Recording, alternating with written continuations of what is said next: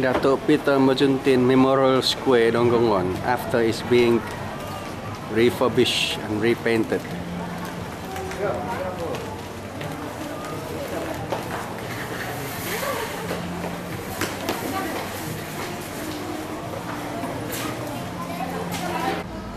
Unfortunately, the ground before the statue has this very ugly drain that was not properly done, uneven surface, and hence some Zumba activity cannot be done properly in front of this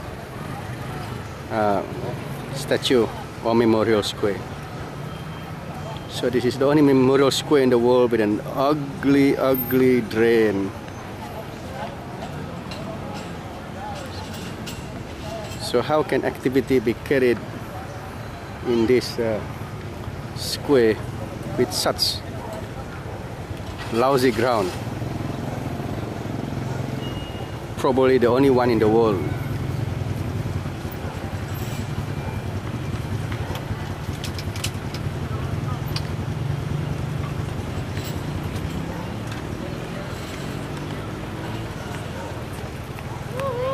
This man will be very unhappy